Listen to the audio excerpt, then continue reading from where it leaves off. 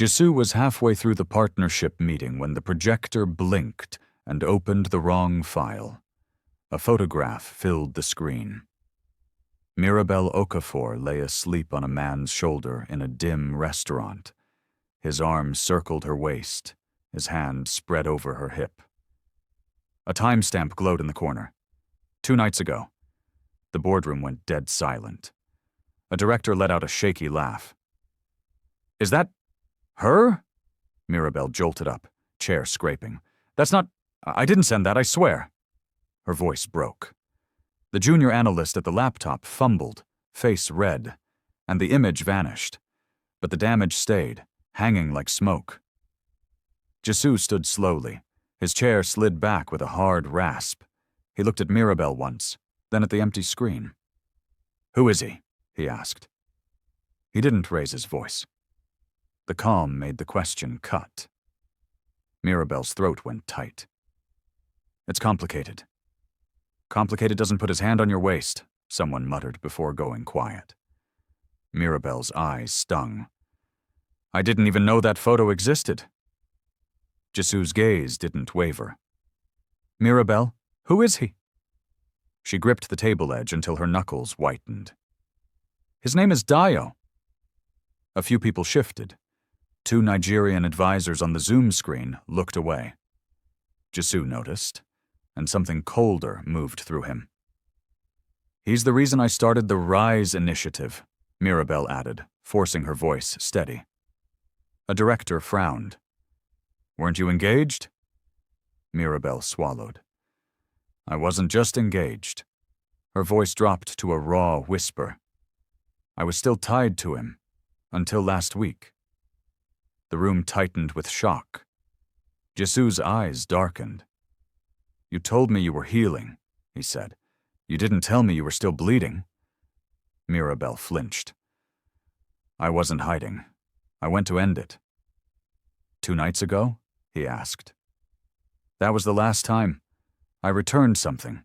He offered food. I was exhausted. I leaned back. Nothing happened." She lifted her hands helplessly. "I didn't go there to reopen anything." "Then why go at all?" "Because I owed myself closure."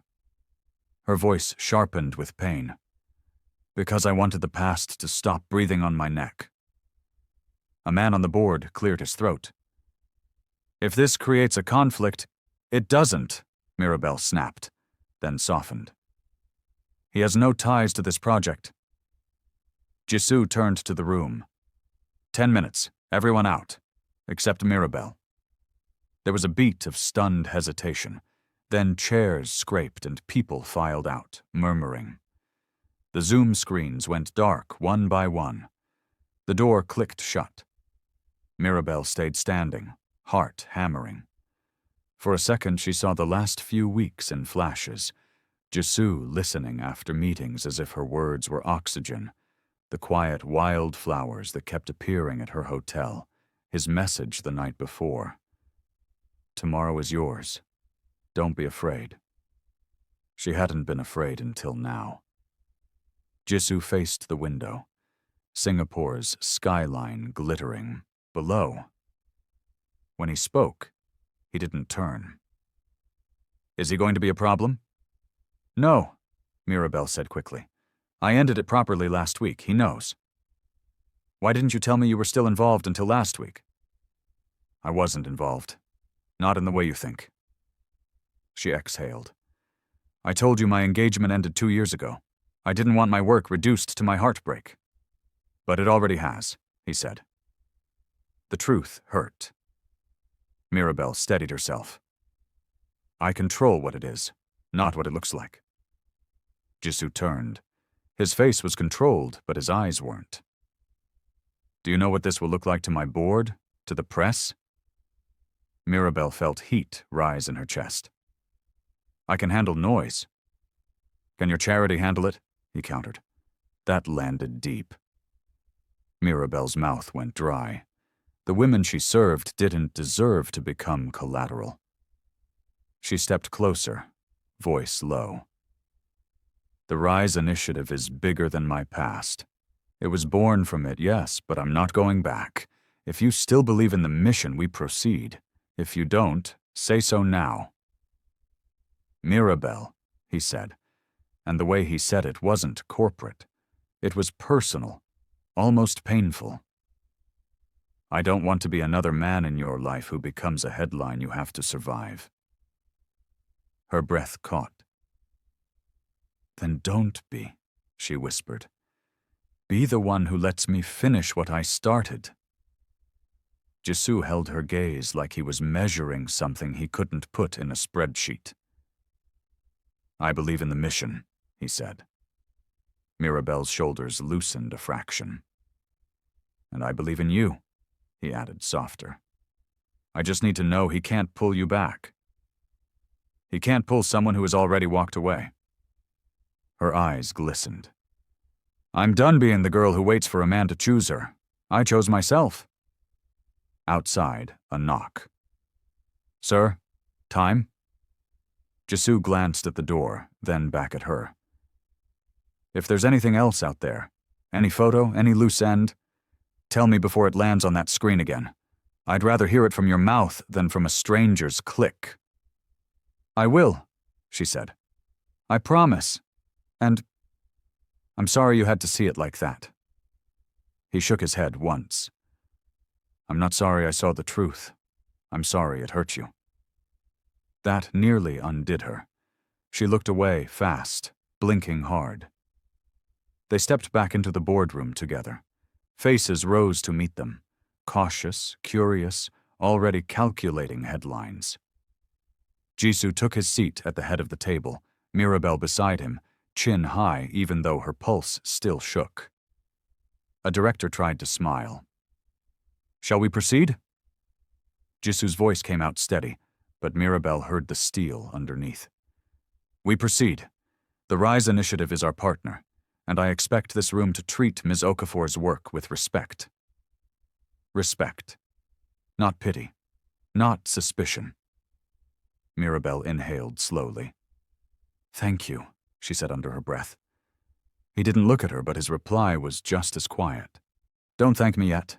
This is where the fight starts. Then we fight, she murmured back, surprising herself. The deck reappeared. The numbers returned. But the air was different now, charged, exposed, and somewhere under the polished suits and corporate smiles, something fragile and real had been pushed into fire. The meeting wrapped with polite applause, but the tension under it pulsed like a bruise.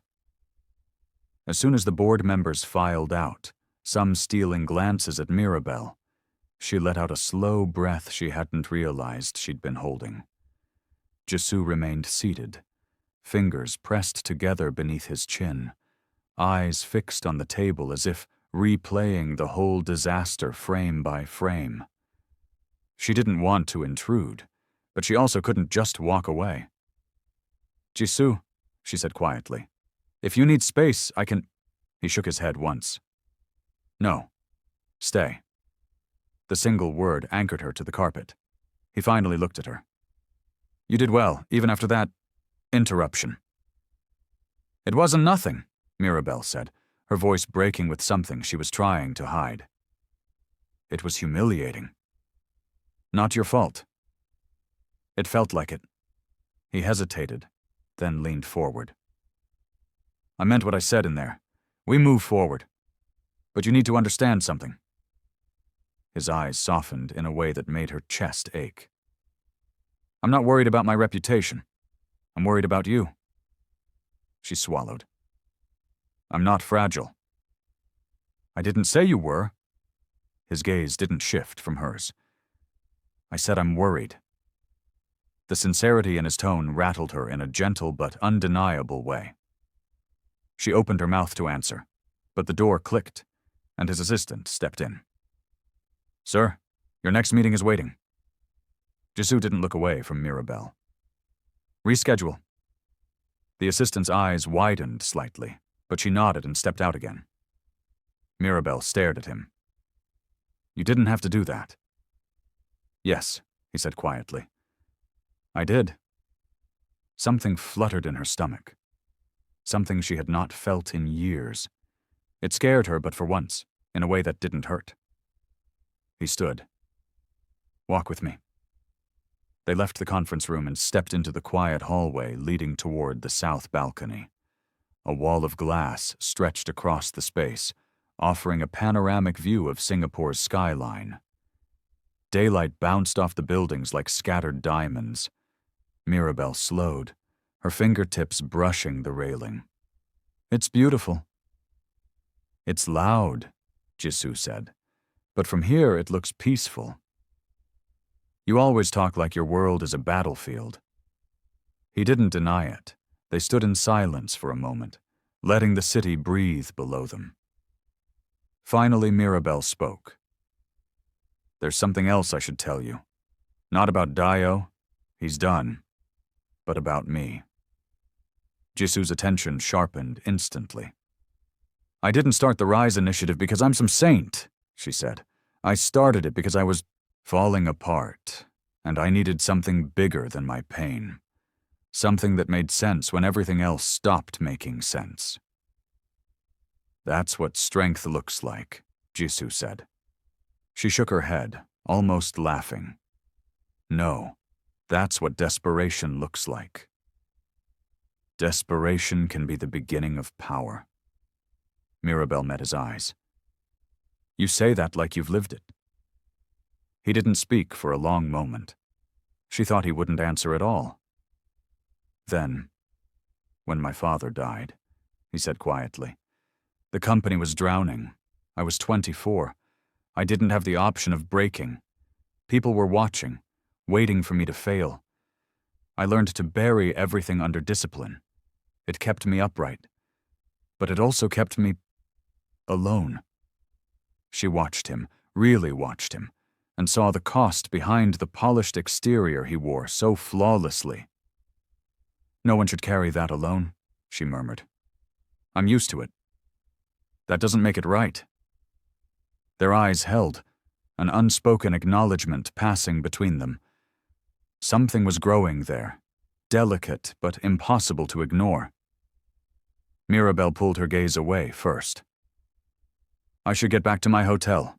I have calls with the South African team." Jisoo nodded. "I'll have the driver take you." She shook her head. "I don't want security thinking I'm a liability." "You're not a liability," he said firmly. His voice steadied her more than she expected. "Still," she murmured, "I'd rather take a cab." He didn't argue. But when they reached the elevator, he pressed the call button and stayed beside her without saying anything. As the elevator doors opened, Mirabel stepped in and turned back to face him. Something in his expression made her pause, like he wanted to say something but wasn't sure if he should. "Jisoo," she said softly. "Thank you for not walking away back there."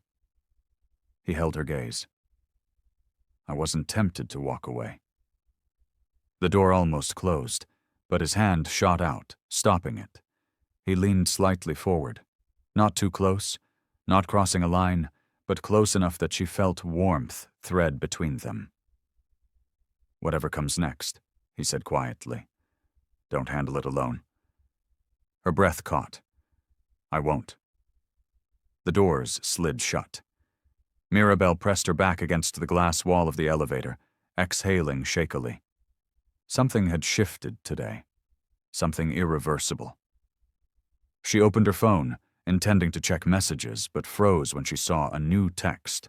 An unknown number, no contact name, just a message. "You went to him. After everything? Be careful, Mirabel. You're not built for his world." Her pulse spiked. "Dio." The elevator chimed, but she didn't step out immediately. Her fingers trembled slightly as she read the message again. Not built for his world. She deleted the text instantly.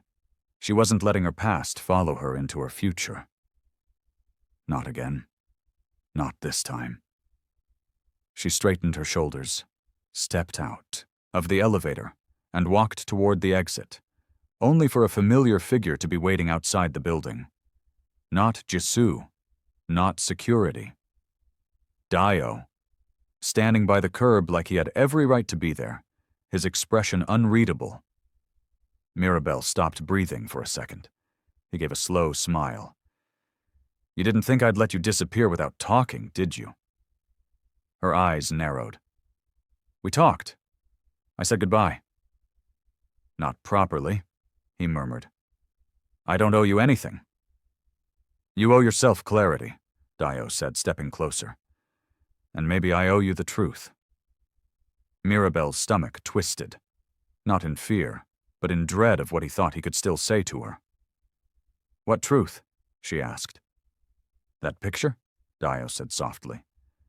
I didn't take it. Mirabel froze. I didn't send it either, he continued. But I know who did. Mirabel felt the ground shift under her feet.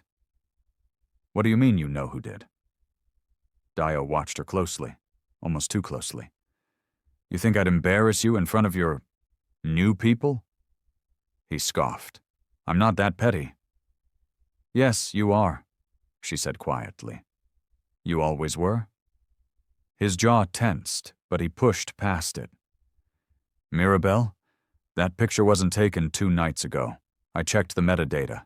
It's from months back. Someone edited the timestamp. Her pulse stumbled. Why would anyone? Because you're moving into bigger rooms now. Rooms where someone like you isn't supposed to stand so confidently. What are you talking about? He leaned in just enough that she took a step back. Someone wants you to look messy, distracted, unreliable. She felt a cold sweep across her skin. Why would anyone at Kang Tech care that much? I didn't say it was someone from Kang Tech. He paused. You're building something that threatens a few powerful men back home. Donors, politicians, the ones who used to pat you on the head and tell you to stay grateful. Mirabel's throat tightened. But the picture, who sent it? Dio hesitated. Tell me, she demanded. He exhaled. Your ex-fiancée's cousin. She still hates you for leaving the family with unfinished promises. I confronted her. She didn't deny it. Mirabel stared at him in disbelief. But why drag you into it? Because you were the story they could weaponize. Because I was the part of your past they thought would shame you. A tremor went through her. She hated how familiar Dio's voice felt. How many years she'd spent believing everything he said carried weight. You're lying, she whispered, needing it to be true. Dio shook his head. For once, I'm not. She didn't know if she believed him. But she knew one thing. Someone had intentionally tried to ruin her at the exact moment she was stepping into something bigger. Her phone vibrated again. Another message. Another unknown number. Stay in your league, Mirabel. She turned the phone around so Dio could see the notification. Is this also from the cousin? He frowned. No, that number, I don't recognize it. A slow fear crawled down her spine. Someone was watching her. Someone who didn't want her anywhere near this partnership. I'm calling a cab, she said suddenly. I'll take you home, Dio said. Mirabel glared. Absolutely not. Mirabel, no. Her voice cut sharp. Whatever this is, whatever you think you're doing, it ends here. You don't get to walk back into my life because someone else used you to hurt me. Dio looked stung, then frustrated, then strangely resigned. Fine. But if things get worse, don't pretend I didn't try to warn you. She turned away from him, refusing to give his words any more space in her head. The cab she'd requested turned the corner, and she got in without looking back. Dio didn't follow. He just watched her leave with an expression she couldn't read. The moment the door closed, her hands shook. She pressed them into her lap, breathing through the adrenaline. She didn't want to tell Jisoo yet. Not until she understood what she was dealing with. Not until she figured out how deep this went. But as the cab merged into traffic, her phone buzzed again. This time, no unknown number. A message from Jisoo. "Where are you? Are you safe?" She blinked hard. He must have seen her from the building. "I'm fine," she typed. Then paused. Then deleted the message. Instead, she wrote, "On my way back to the hotel. Everything's okay." His reply came immediately. "If anything feels wrong, tell me."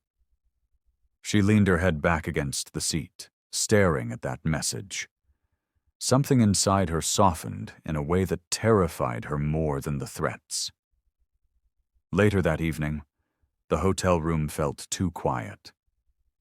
She sat on the edge of the bed, going over Dio's words again and again. Someone back home was upset by the Rise initiative. That much she believed. Powerful men loved to pretend they supported women, until those women started making real change. But who had enough access to her photos to pull something like that? A knock on her hotel door made her jolt. She checked the peephole. Her breath caught. Jisoo. He wasn't supposed to be here. She hadn't told him the hotel name this morning, but she shouldn't have been surprised. His assistant handled her travel arrangements. Of course he knew. She opened the door slowly. He took one look at her face and stepped inside without asking. "What happened?" he asked. "Nothing," she said too quickly. His eyes sharpened. "Mirabelle." She wrapped her arms around herself. Dio showed up outside the building. Jisoo's posture tensed instantly. "He what?" "He wasn't aggressive. He just said some things. And then someone unknown texted me. Twice." He closed the distance between them, scanning her expression like he was searching for unseen bruises. "Are you hurt? Did he threaten you?" "No," she whispered. "Not him. The messages were worse." "Show me." She hesitated, because showing him meant pulling him deeper into a situation that wasn't his responsibility. "Mirabelle," he said softly. "Don't shut me out." Her chest tightened. She handed him the phone. He read the messages, jaw hardening. "You should have told me immediately." "I didn't want you to think I bring chaos everywhere I go." "You don't," he said sharply. "Other people create chaos because they're threatened by you. There's a difference." She looked away, overwhelmed by the intensity in his voice. Jisoo exhaled slowly, controlling himself. "I'll assign security to you." "No," Mirabelle rubbed her arms. "I don't want to feel watched."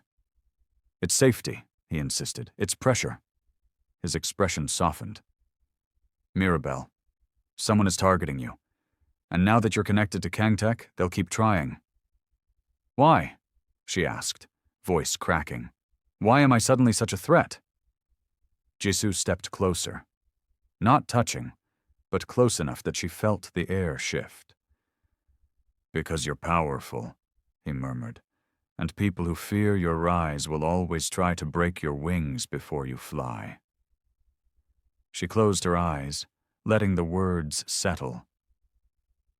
"Jisoo," she whispered, "I can't be the reason your company faces scandal." "You're not," he said. "The scandal is what someone wants, not what's real." Their eyes held, the room pulsing with unspoken tension.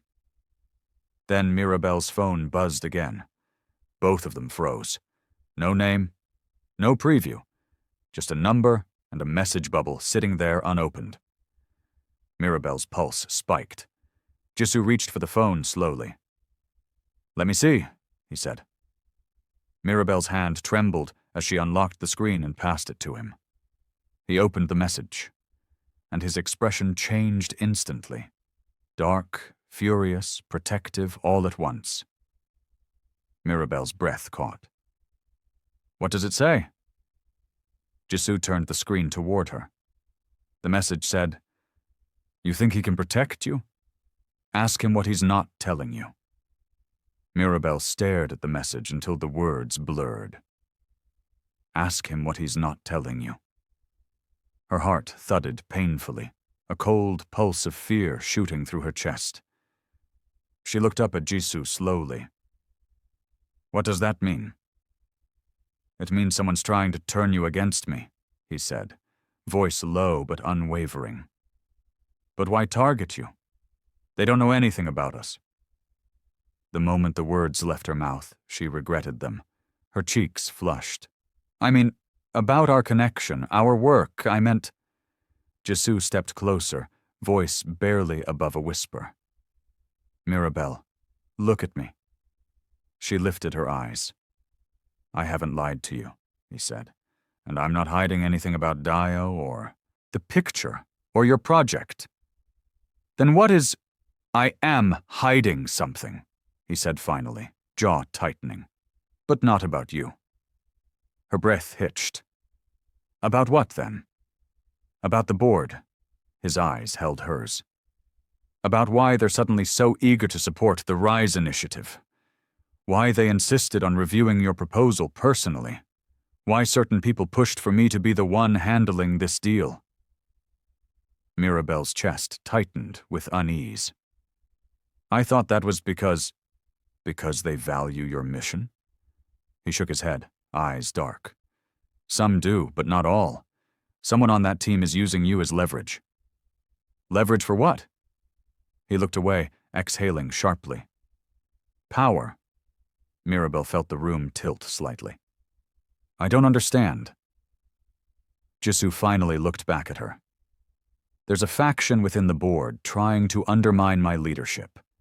They can't attack me directly, so they're trying to create instability anywhere they can. If they can show that I made a reckless emotional decision with a partnership, one tied to a woman at the center of a scandal, they can claim I'm compromising the company." Mirabel stared at him, stunned. "Jisoo, you think someone on your board sent that picture?" "I think someone on my board wants you to look like a distraction. They want to paint you as an emotional weakness." His voice dropped. "Because they know you're not." Silence stretched between them, heavy and charged. Mirabel felt something warm and painful rise in her chest. "Why didn't you tell me this earlier?" she asked quietly. "Because it wasn't your burden," he said. "I didn't want you to feel responsible for a war you didn't start." "But I'm in it now," she whispered. "Yes." His voice lowered. "But not alone." Her breath faltered again, and she looked down at the message on her phone. "Ask him what he's not telling you." "Someone is trying to fracture trust before trust even exists," Jisoo said. "They don't want this partnership to succeed, and they definitely don't want me close to you." The way he said, "close to you," lingered in the air, warm and fragile and dangerous. Mirabel stepped back slightly, needing space to think. "This is too much for one day." "I know." His shoulders lowered a fraction. "Sit, please." She sat on the edge of the bed, and he sat across from her, not touching, but close enough that she felt the pull between them. "Tell me everything," she said. "I don't want half-truths." He nodded. 3 months ago, I started pushing for more ethical transparency in board operations. It threatened people who were used to backdoor deals. Since then, they've been looking for cracks in my leadership. Financial, personal, anything. "And I'm a crack?" she whispered. "No." His voice was firm. "You're the one thing that isn't a liability. That's why they want to twist you into one." Mirabel felt her throat tighten again, but this time with anger instead of fear. "So what do we do?" "We stay ahead of them," he said. "Together. But I need you to be honest with me, Mirabel. No more surprises." Her eyes flickered with guilt. There's one more thing. Jisoo's posture straightened instantly. What? She swallowed. The cousin who leaked the picture. Dio said she wasn't acting alone. He hinted that she was encouraged by someone with money. Someone who wanted to humiliate me at the exact moment I stepped into this partnership. Jisoo's jaw clenched. So they're coordinating on both sides. I think so. He stood abruptly and paced to the window, pressing his hand to the glass. The city lights cast sharp lines across his face. They're trying to corner me, he murmured. If I react emotionally, they win.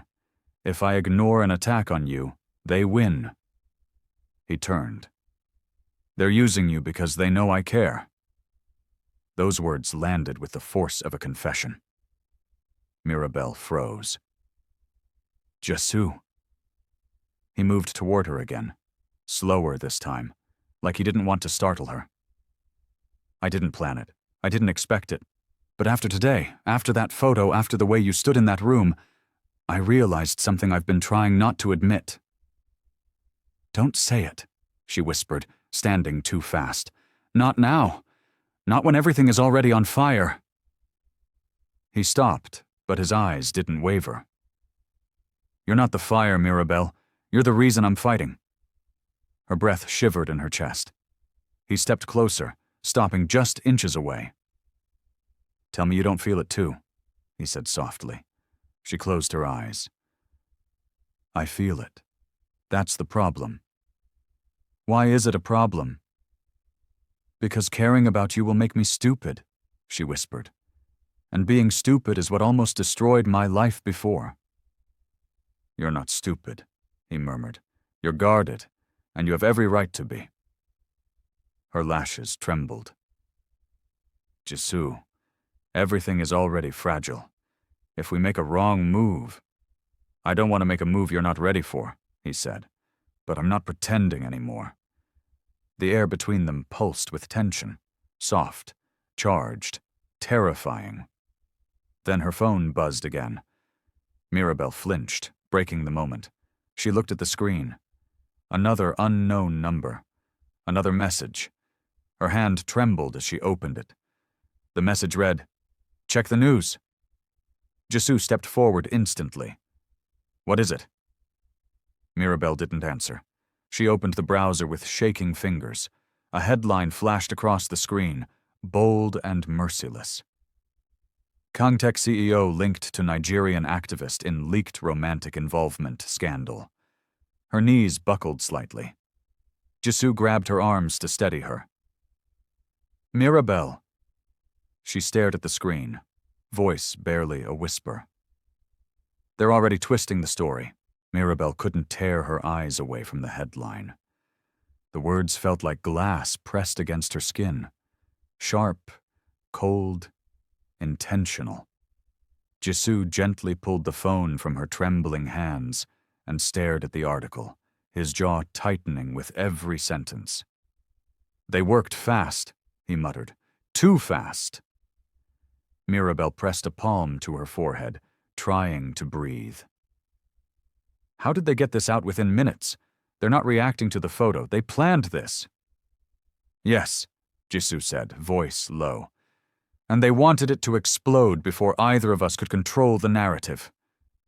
He paced once, then stopped abruptly. We need to issue a statement. No, Mirabel whispered.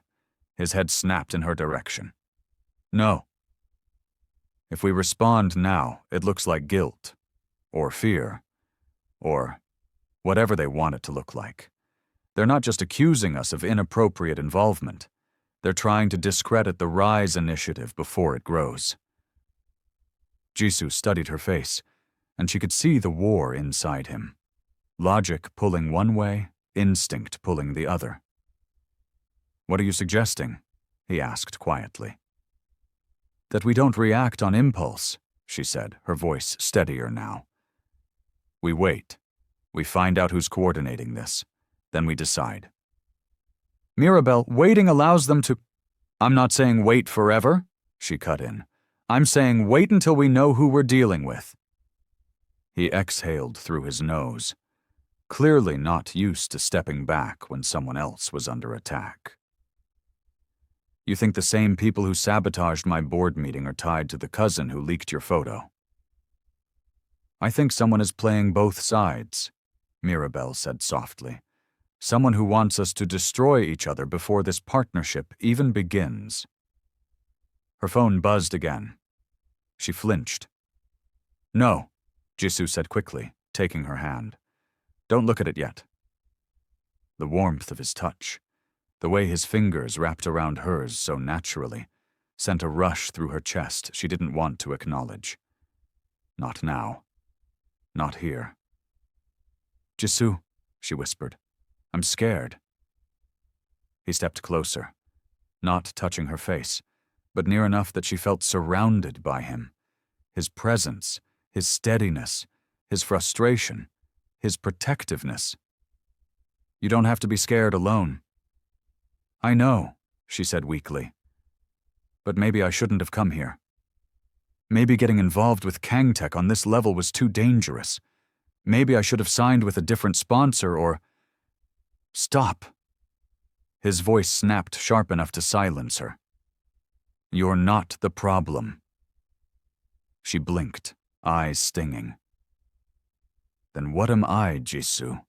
Because right now I feel like a weapon someone handed to your enemies. His expression cracked. Just a little. You're the only part of this week that hasn't felt like a battlefield. She looked away fast, heart pounding so loudly she thought he might hear it. Jisoo lowered his voice. Tell me what you're thinking right now. She swallowed hard. I'm thinking, I don't want to ruin your life, or your company, or everything you've worked for. You're not ruining anything. I'm everywhere in the news, she whispered. Next to your name, next to your face. I look like a liability, Jisoo. He stepped forward, and this time his hand brushed her cheek, barely, like he wasn't sure he had the right. You're not a liability. You're the only person in this entire storm who's telling the truth. A shaky breath escaped her lips. If we keep going like this, if we stay connected, things are going to get worse. His thumb swept lightly across her cheekbone, intentional but restrained. Then let it get worse. Her heart nearly stopped. Jisoo, I'm not abandoning you, he said, voice low. Not because of a headline, not because of a threat, not because someone is afraid of what we might build together. I'm not letting them win. His words hit her like warmth after winter, and for a moment she let herself believe him. Then the hotel phone rang. Both of them turned. Mirabel froze. No one has this room number. Jisoo stepped instinctively in front of her, his body tense. She slowly lifted the receiver. Hello? There was silence, then a voice, faint, distorted, almost metallic, whispered, Leave him, Mirabel. She felt her blood turn cold. Who is this? You don't know what he's hiding. Her throat closed. What are you talking about? You're safer with the devil you used to love, the voice said. Not the one you're falling for now. Her knees weakened. Stop calling here. Stop threatening me. Tell Jisoo the truth, the voice hissed, or I will. The line went dead. Mirabel's fingers slipped from the phone, and she backed away as though the receiver had burned her hand. What did they say? Jisoo asked, coming toward her. She shook her head, shaking too hard to form words. Mirabel, he said again, gently but firmly. What did they say? Her eyes burned as she whispered. They said, You're hiding something. Jisoo's expression didn't change, but something behind his eyes flickered. Something she had never seen in him before. Fear, or guilt, or recognition. Mirabel stepped back. His jaw tightened. Mirabel, listen to me. Is it true? she whispered. "Is there something you haven't told me?" He hesitated. That 1-second hesitation felt like someone pressing a blade against her heart. "Jisoo, what aren't you saying?" He closed his eyes briefly, a long exhale leaving him. "There is something you don't know." Her breath caught. "What is it?" He opened his eyes, and the heaviness in them made her stomach twist. "Mirabel!" Before he could finish, her phone buzzed violently in her hand. A new message, no number this time, just a link. Her fingers trembled as she opened it. A video began playing, grainy, low quality, recorded secretly. Mirabel gasped. It was Jisoo, in a private meeting room, speaking to someone she couldn't see. And his voice, his exact voice, said clearly, "Mirabel Okafor is useful, nothing more. When the time is right, we'll cut her off." Her heart split open. She looked up at him, horror and betrayal flooding her at the same time. "Jisoo, what is that?" His face went pale. "That's not real." "It's your voice." "It's edited," he insisted. "Do you think I would ever—" Mirabel stepped back, shaking her head. "I don't know what to think anymore." "Mirabel!" "Stop!" Her voice cracked, full of pain she couldn't hide. "If that's fake, then prove it." He opened his mouth, but nothing came out. Tears rose in her eyes. "Oh God, what is happening to us?" He took one step toward her. She took one step back, and the gap between them, small, delicate, fragile, felt suddenly enormous. Jisoo's voice dropped into something tortured. "Mirabel, don't walk away." But she already was. "I need space. Please. I can't breathe," she whispered. "I can't." She reached the door, opened it, and stepped out into the hallway, her knees threatening to give way. Jisoo followed, his voice cracking for the first time she had ever heard. "Mirabel, wait!" But the elevator doors closed between them, sealing the silence like a wound. Downstairs, the hotel lobby rotated in slow motion around her. She stepped outside into the humid night, chest tight, eyes burning. Another message arrived. One sentence. "Now you know what he truly is." Mirabel's breath shook violently. She looked up at the sky, fighting tears, not knowing who to believe, who to fear, who to trust, herself least of all. And somewhere high above her, in a corner sweet room filled with broken silence, Jisoo Kang stood alone, staring at the video, knowing exactly who had created it. And knowing the truth would destroy everything. Do you want to know the truth behind the betrayal, the voice, the plot, and Jisoo's secret? Make sure you like this video, subscribe, and comment. Part 2.